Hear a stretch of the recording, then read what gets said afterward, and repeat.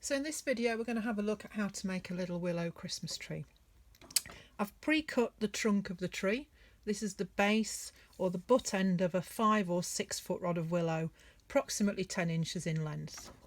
I've also pre-cut the sides of my tree, again from a 5 or 6 foot butt end of the willow, approximately 8 inches in length. We're going to start off with these two side pieces. I'm not worried about the trunk at the moment.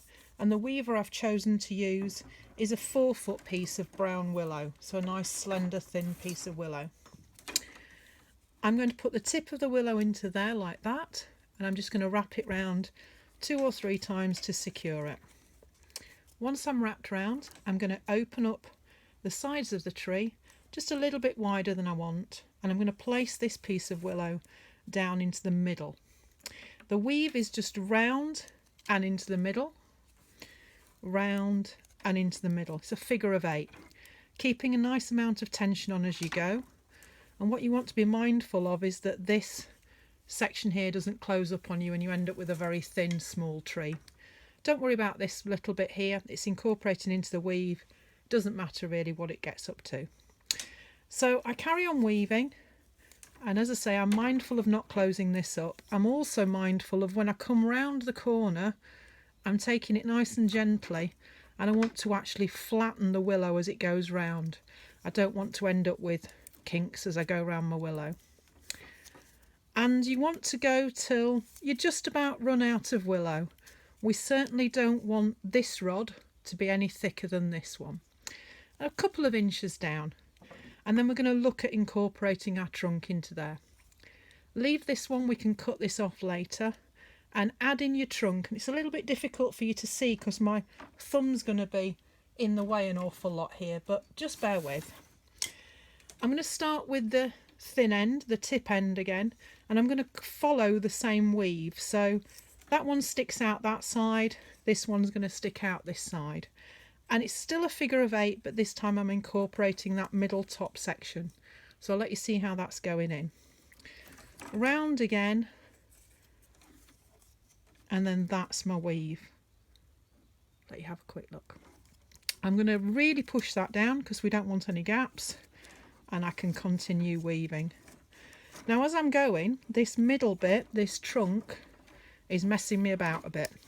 It's going to wibble up and down, side to side, so I'm going to have to keep hold of it for a good few stitches and just get it nice and controlled.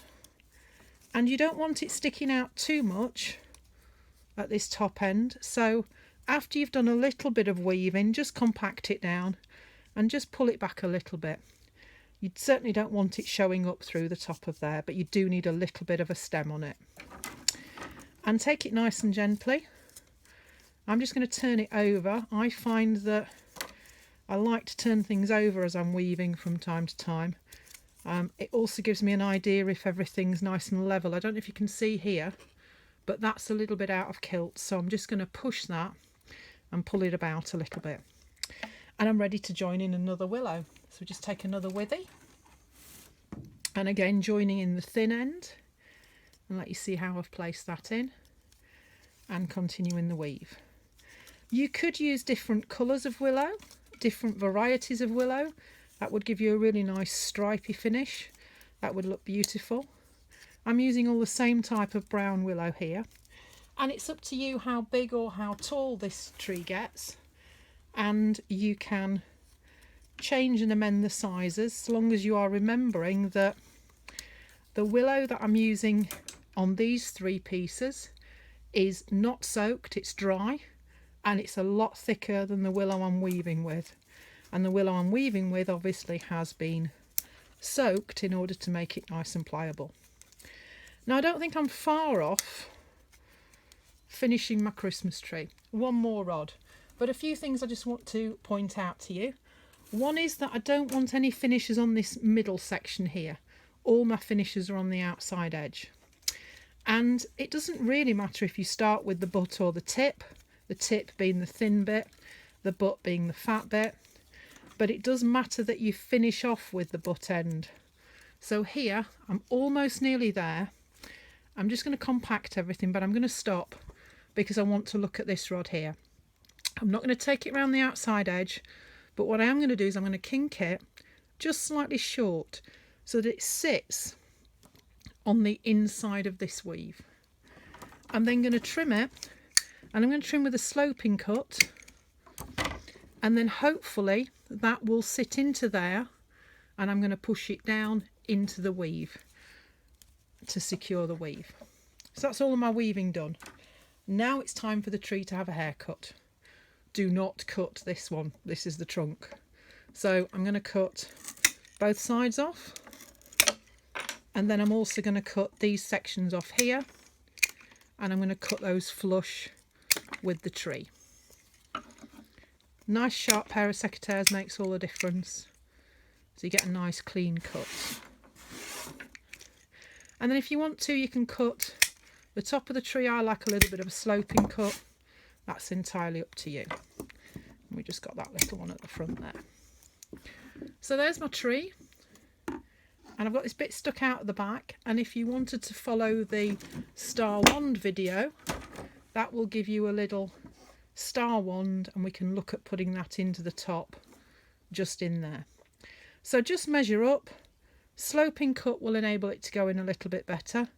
Choose whichever side you want to go in of the trunk, and that will just slide into there. If for any reason you're finding it problematic getting it in there, take your bodkin and you're just going to push into there. Be mindful of where your hand is, because you don't want to push the bodkin through your hand, but just a little gentle rotating screwing motion will open that willow up, unscrew it, and then it will enable you to push that down roughly about 1 inch, and that's the back of your tree. And then when we turn over, we've got a perfect little Christmas tree that we could put into a pot, or we could put into a log slice at the bottom. You could even make a forest of them. So we're going to have a look at making this beautiful little star wand, and I've chosen to use a piece of 5-foot willow, 5-foot brown willow. You can choose to use any size. You'll just have to scale up or down the sizes accordingly. So I'm taking the butt end of my rod, the fat end of my rod, and I've cut off about 3 inches. That's just going to be a little measure stick for me as I work. From the butt end, I'm measuring up approximately 12 inches and putting in bend number 1.